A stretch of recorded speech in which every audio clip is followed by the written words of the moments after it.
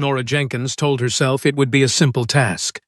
She would come to the small town of Galehaven, Vermont, confirm what she suspected about the Montgomery family, and then she would leave on the next train. 3 days would be enough time to watch from a safe distance, see the man who ruled the estate, and decide if he was the one who had sent the threatening letter. She promised herself she would not speak to him or seek him out in public. She would look at him the way a person looks at an old scar to see if it still has the power to hurt. And then she would go back to her small apartment in New York and forget the entire thing. That was her plan before she met the dog on Main Street. The animal showed up on her second morning in the village. It was a massive amber-colored hound with thick fur, broad shoulders, and a calm look that suggested he owned the sidewalk. The dog walked directly into her path, stopped, and sat down on her boots, as if he had been waiting for her since sunrise. Nora tried to step around his left side, but the hound shifted his weight and blocked her again. She tried to go to the right, but the dog moved his large head and leaned against her shins, looking up with the patient expression of a creature who knew he had all the time in the world. "He does that when he likes someone," a voice said from the shadow of the porch. Nora turned her head toward the sound. A man was leaning against the wooden railing of the old dry goods store. He wore a dark wool coat that looked heavy enough to shield him from the mountain wind, but his head was bare. His hair was completely white, falling straight near his cheekbones, and his skin was so pale it looked like the birch trees outside the town. He did not blink against the morning light, and he stood perfectly still, without the small shifts and fidgets that most human beings made when they were waiting. Nora looked from the white-haired man down to the hound on her feet. "Is he your dog?" she asked, keeping her voice level and polite, the way she spoke to strangers in the city. The man stepped out of the shadow and into the dim sunlight of the street. He moved without any sound, his boots making no noise on the wooden planks of the boardwalk. His eyes were a light, clear gray, and they did not seem to focus on her face, but rather on the space around her, as if he were listening to the rhythm of her breathing. "His name is Titan," the man said, his voice low and smooth like river stones. "My younger brother gave him that name because he thinks everything should sound grand. My brother usually leaves things behind when he gets tired of them, but the dog stayed with me." There was no anger in his tone when he spoke about his brother. He spoke about it as a settled fact, like the way the hills rose behind the houses, or the way the winter arrived early in the valley. Nora felt the hound press harder against her wool skirt. The animal was remarkably warm, almost hot, which felt strange against the crisp October air. "He is very warm," she murmured, looking down at the thick amber fur. The man with the white hair tilted his head slightly, his gray eyes shifting toward her left shoulder. A small, genuine smile touched the corners of his mouth, breaking the stillness of his pale face. It was not the polite smile of a man trying to be agreeable. It was the quiet look of someone who had found something unexpected and pleasant. "Titan believes that warmth can win any argument," the man said, folding his hands into his coat pockets. "He has decided you are staying here for a while, and it is very difficult to change his mind once he sits down." Nora felt a sudden chill in her stomach that had nothing to do with the weather. She gave her name, and he told her his name was Raymond Montgomery. He did not show any surprise when she spoke her name, which meant he either did not know who she was, or he was excellent at hiding his thoughts from the world. She excused herself after a moment, pulling her boots gently away from the hound, and walked quickly back to the boarding house owned by the Gable family. She sat in the front parlor on a yellow chair, her fingers laced together in her lap, telling herself that a meeting on a street corner meant nothing. She told herself that an old dog and a reclusive man with white hair were not signs from Providence. She spent an hour trying to believe her own thoughts, but the image of Raymond Montgomery standing under the cold sun would not leave her mind. The valley was already turning gray as the afternoon ended, and Nora watched the fog roll down from the green hills through the window pane. She knew Raymond was the head of the Montgomery family, the old lineage that owned the timber mills and the stone houses along the river. The people in the village spoke about him in whispers, calling him the master of Pine Creek Lodge, a man who only came out when the shadows were long. She needed to know if he was her enemy, but looking at his quiet face on Main Street had confused the simple story she had carried from New York. "Mrs. Martha Gable," was a short woman with bright eyes and a habit of rearranging her teacups whenever she had news to share. She had raised 3 daughters in Galehaven and possessed an optimistic view of the town's social life that Nora found both tiring and comforting. On Thursday morning, Mrs. Gable set a fresh plate of biscuits on the table and announced that the annual autumn dance would be held in the town hall in 4 days. She was particularly excited because Raymond Montgomery had agreed to attend, an event she described with the seriousness of a major historical turning point. "He is a good neighbor," Mrs. Gable said, pouring hot tea into Nora's cup while her eldest daughter nodded from the stove. "He is quiet and he keeps to his big house on the ridge, but the people who work his land never complain about their wages. They say he is fair, and in these hills, fairness is worth more than a friendly greeting." Nora stirred her tea and looked out at the frost on the garden patch. "What do the people in the town say about him?" she asked, trying to sound like a traveler with nothing but idle curiosity. Mrs. Gable lowered her voice, her eyes darting toward the hallway. "They pity him because he lives alone, or they make up foolish stories about his family because his skin is pale and he avoids the noon sun. People do not like what they cannot understand, so they whisper that he is cold or that his family carries an old curse." The older woman set the teapot down with a firm click. "He is not cold. He is just a man who has lost his family to the city and chose to stay where the trees don't talk back.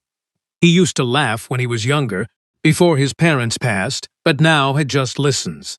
Nora spent the rest of the morning walking along the river where the old stone mills stood. She thought about Mrs. Gable's words for 4 hours longer than she had intended to. The autumn dance was approaching, and Nora had every intention of staying in her room with a fake headache to avoid the crowd.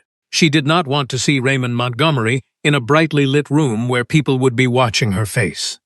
But as the days passed, the weight of the letter in her trunk grew heavier, and she knew she could not leave Vermont until she saw how he acted around the townspeople. When Monday evening arrived, Nora wore her plain gray wool dress, the only formal gown she had packed for her short trip. The town hall was decorated with dried corn husks and yellow leaves, and the sound of a local fiddle player filled the room. Nora stood near the entrance with a cup of cider she did not drink, watching the dancers move across the wooden floor. Raymond Montgomery stood in the far corner of the room, near the shadows of the coat racks, with Titan lying flat at his feet. He was not looking at the dancers. His face was turned toward the wall, his white hair catching the light from the oil lamps on the brackets. Nora noticed that he did not move his feet or shift his weight like the other men who stood by the walls. He remained perfectly still, his pale hands resting against the dark wood of a chair back. Yet he was not detached from the room. His head moved slightly when the music grew faster, and his fingers tapped twice against the wood when a group of children laughed near the apple barrels. She realized he was listening to the room the way a regular person would read a newspaper. He was tracking the movements of the crowd by the sound of their shoes and the rhythm of their voices. Nora felt a sudden, sharp anger on his behalf as she watched 2 local shopkeepers walk past him, lowering their heads and quickening their pace as if his presence were an affliction. They looked at him with that bright, shallow sympathy that cost the giver nothing but left the receiver isolated. It was a subtle form of cruelty, treating a living man as if he were already a monument. Nora crossed the room before she could change her mind, her gray skirts brushing against the benches. Titan lifted his large amber head when she was still 4 feet away, his thick tail thumping twice against the floorboards. Raymond turned his face toward her before she spoke, his light gray eyes fixing on the space just above her forehead.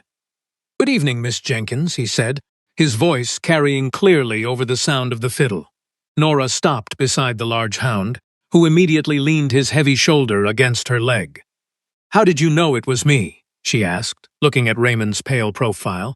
"The room is very loud tonight." Raymond did not look down at the dog. "You smell of cedarwood and fresh mint," he said simply. "It is different from the lavender and wool that most women wear in Galehaven. And Titan does not stand up for anyone else in this room." There was no attempt to flatter her. He spoke as if he were listing the items on a shipping manifest. They stood together by the dark wall for a long time without speaking. The music continued, the couples turned on the floor, and the citizens of Galehaven enjoyed their evening in their loud, ordinary way.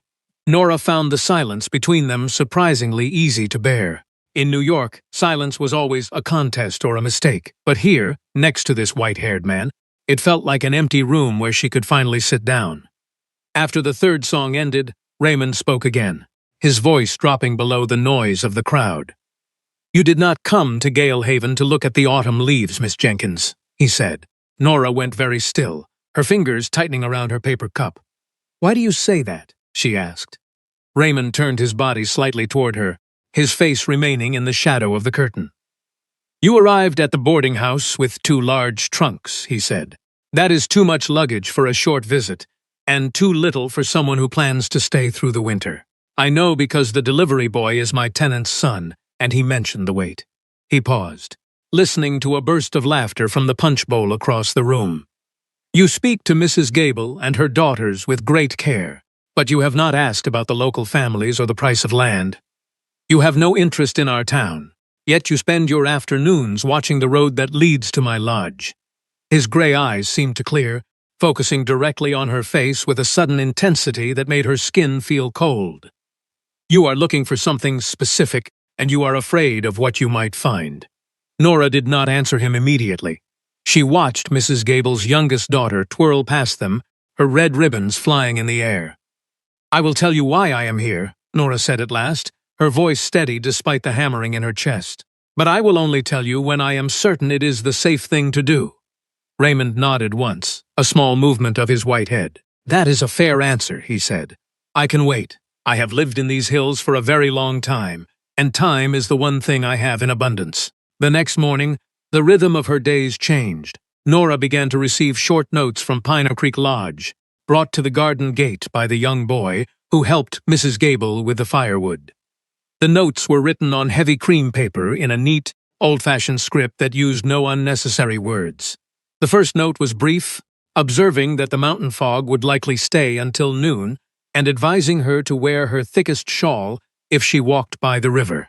Nora sat at the kitchen table and wrote a short reply, thanking him for the warning. Within 2 weeks, the notes became longer, turning into a strange, quiet conversation between the boarding house and the ridge. Raymond wrote about the things he heard from his porch in the early morning before the town awoke. He described the sound of the deer moving through the dry leaves behind his barn, and the way the pine trees made a deeper sound in the north wind than the maples did.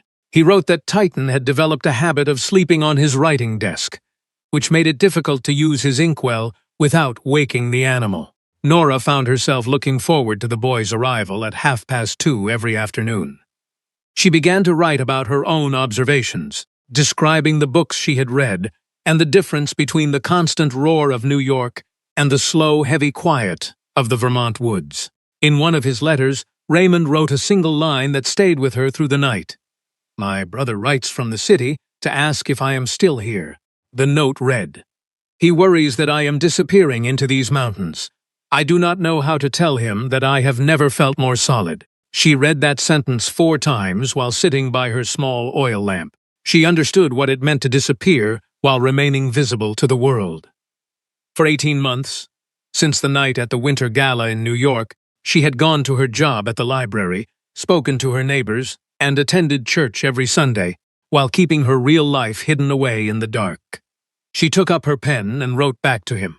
"Tell your brother that you have a new correspondent who watches the road, and that your dog has made himself her guardian. He will know you are still here." The next morning, the boy brought a single sentence in reply from the lodge. "My brother does not understand the judgment of dogs, but I have told him that I am satisfied with my current company." Nora folded the paper and slipped it into the secret lining of her leather trunk, right next to the lawyer's letter that had brought her across 3 states. She did not want to think about what that meant.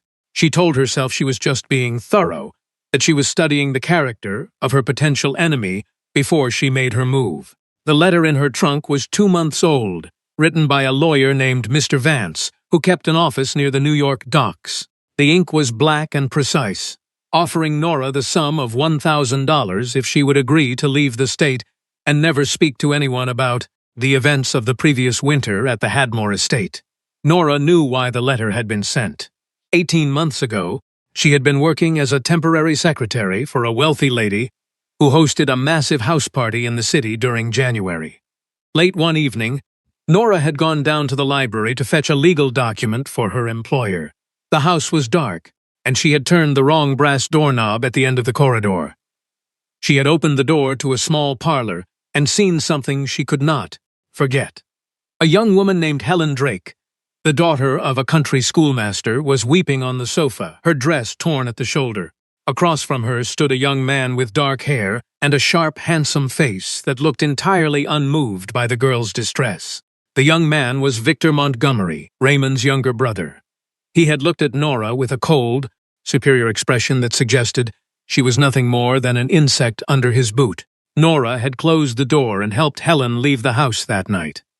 She had spent her own small savings to buy the girl a ticket to a safe relative home in Canada, and she had written 3 careful letters to ensure the girl would have a place to stay. It had taken 4 months of her life and every dollar she possessed, but she had done it because no one else would help. Then the lawyer's letter had arrived at her boarding house in New York, bearing the Montgomery family crest. A white wolf beneath an oak tree. Nora realized 2 things immediately when she read Mr. Vance's offer. First, Victor had been watching her ever since that night, tracking her letters and her bank account. Second, the offer of money was a confession that the Montgomery family was afraid of what she knew. She had come to Galehaven to find the head of the family, believing that Raymond Montgomery was the one directing his brother's cruelty from his mountain lodge. But the man she met on Main Street did not look like someone who managed bribes or hiding places for cowards. He was a creature of silent and pale skin, a man who lived on the edge of the world and listened to the wind. Nora realized she was 6 weeks into a 3-day visit, and the letter in her trunk felt less like a weapon and more like a mistake. She decided she must leave before the winter snow blocked the mountain passes. Her trunk was packed by Thursday night, and she told Mrs. Gable she had family business in the north. On Friday afternoon, she stood by the garden gate in her heavy wool apron, watching the wagon that would take her to the station. The afternoon light was gold and thick, the way it only looked in late October when the frost was coming. She heard no footsteps, but Titan suddenly appeared through the gate, his amber fur brushing against her skirt. Behind him stood Raymond Montgomery, his white hair bright in the fading light, his hand resting lightly against the wooden post. "The baker's wife told my housekeeper that you bought a ticket for the morning train," he said. Nora did not look away from his pale face. "Small towns have many eyes," she said, leaning against the fence. Raymond turned his face toward the mountain ridge, where the shadows were already turning blue. "I am not here to ask for your reasons," he said, his voice flat and calm. "You have the right to go wherever you please. But I wanted you to know that the town will feel much larger when you are not walking down Main Street." He spoke without any dramatic gestures, his hands remaining steady at his sides. She watched him stand in the cold air, and she noticed for the first time that his breath did not form small clouds in the frost the way hers did. His skin remained perfectly white, unaffected by the sharp chill that was making her fingers numb. He was a creature who belonged to the winter, yet his presence gave her a strange sense of warmth that she could not find in the crowded boarding house. "My leaving has nothing to do with you, Raymond," she said, using his first name for the first time. "I know," he replied, his gray eyes turning back toward her face. "But I have spent 4 years learning how to let things go without trying to hold them back. My parents, my brother, my place in the world outside these hills. I have learned to live with the empty rooms in my lodge, but I find that I do not want to learn how to forget your scent of mint and cedarwood." He spoke the truth as if it were a simple law of nature, like the gravity that pulled the yellow leaves from the branches. Nora felt the hidden letter in her trunk like a piece of burning coal. She looked at this white-haired man, who had been abandoned by his family and left to live in the shadows of the mountains. "There is something you do not know about my family," she said, her voice dropping to a whisper. "It involves your brother, Victor. I came here because I thought you were like him, and I wanted to see the man who sent me a threat from New York. I wanted to know if you were my enemy." Raymond did not flinch when she mentioned his brother's name. His pale face grew even stiller, his gray eyes widening slightly as he listened to the tone of her voice. "Victor has not lived in this state for 3 years, he said quietly. "He handles our family's business in the city because he cannot bear the quiet of these woods. If he sent you a letter with our family crest, he did it without my knowledge. Tell me what he did, Nora." "I will tell you tomorrow," she said, her heart beating fast against her ribs. "I will come to Pine Creek Lodge tomorrow morning, and I will show you the proof. But you must promise me that you will listen to the whole story before you decide what to do with the truth." Raymond inclined his white head in a slow, solemn gesture. "The lodge is always open to you," he said. "Titan will be waiting at the crossroad to show you the path through the pines." Nora did not leave on the morning train. She spent the early hours of Saturday unpacking her clothes from the heavy trunks, her hands steady as she placed her gray dresses back into the wardrobe. She took the folded lawyer's letter from the secret lining and placed it in her small cloth purse. The sun was barely over the eastern hills when she started her walk toward the ridge, the mountain air crisp and clear against her face. As Raymond had promised, Titan was sitting at the boundary marker where the town road turned into the private forest path.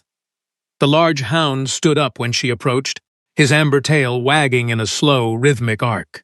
He led her through the deep pine woods where the light was green and dim, his heavy body moving through the brush without hesitation.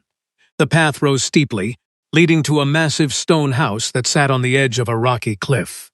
Pine Creek Lodge was older than the town below, built from dark river stones and heavy oak timbers that had weathered 100 winters. The windows were long and narrow, and the curtains were drawn tight against the morning sun. Nora stepped onto the wide stone porch, and the heavy oak door swung open before she could knock. Raymond stood in the wide hallway, his white hair contrasting sharply with the dark wood panels of the walls. He wore a simple white linen shirt and dark trousers, and he looked remarkably tall in the dim light of the entryway. "Thank you for coming," he said, stepping aside to let her pass into the large library that occupied the center of the house. The room was filled with thousands of leather-bound books that reached from the floor to the high timber ceiling.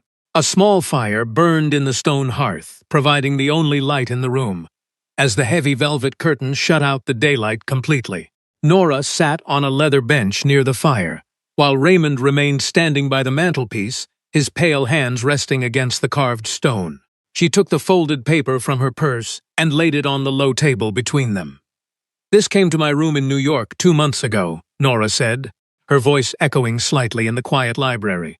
"It is from a lawyer named Mr. Vance. He offered me $1,000 to disappear and keep silent about what I saw your brother do at the Hadmore party." She told him everything then, speaking in a flat, clear tone that left no room for doubt. She described the torn dress of Helen Drake, the cold look on Victor's face, and the money she had spent to send the girl to safety in Canada. Raymond listened without moving a single muscle. He did not interrupt her or ask any questions until she had finished the entire narrative. His face was like a mask carved from winter ice, but Nora noticed that his gray eyes had turned a deep, dark silver in the firelight. The air in the library grew perceptibly colder as she spoke, until her breath began to form the small white clouds that had been missing during her walk up the mountain. He was not a regular man, she knew that now, but he was a man who understood honor.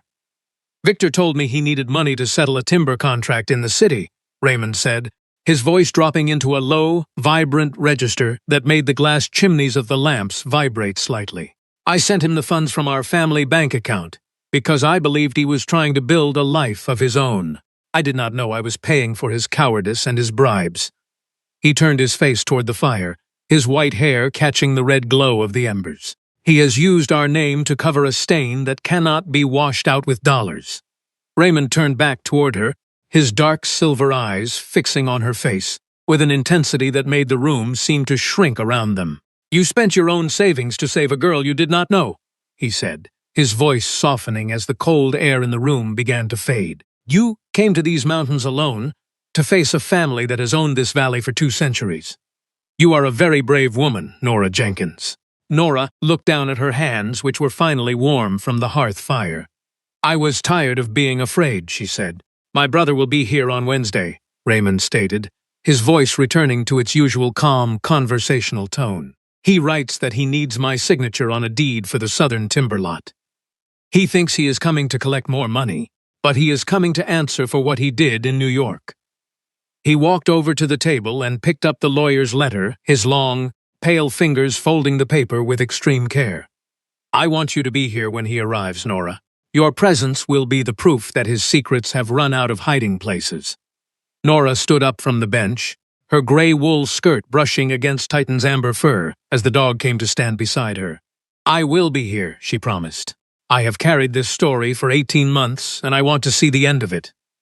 Raymond accompanied her to the oak door, his movements smooth and silent as always. Before she stepped out into the afternoon light, he reached out his hand and touched her fingers briefly. His skin was as cold as mountain ice, but his grip was firm and reassuring. "Thank you for not taking the train," he murmured.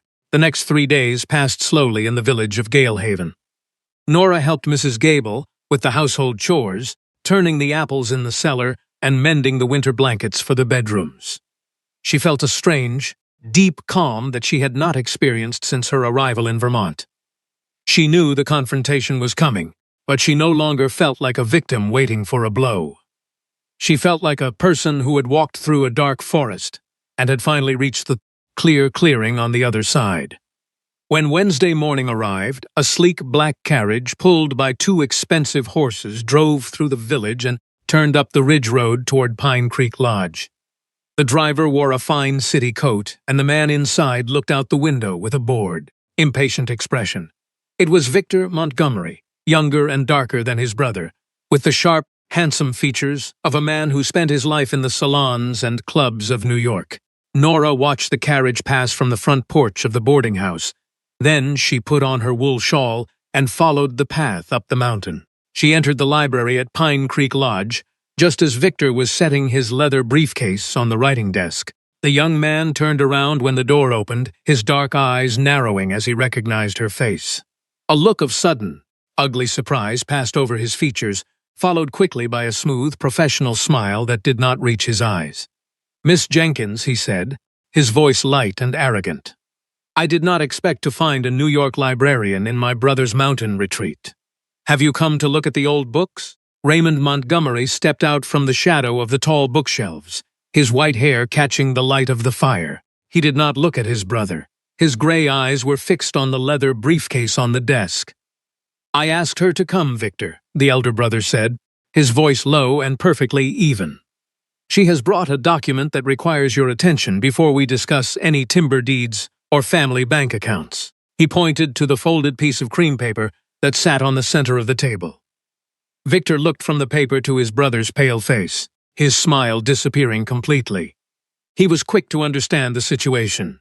He realized within 10 seconds that his legal threats had failed and that his brother knew everything. His shoulders dropped slightly, the arrogance draining out of his posture until he looked like a man who had been caught stealing from the till. "You shouldn't listen to her, Raymond," he said, his voice rising in pitch.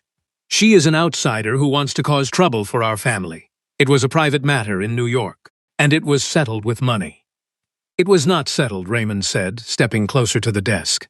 The air in the library grew instantly cold again, and the small fire in the hearth flickered and died down to blue sparks.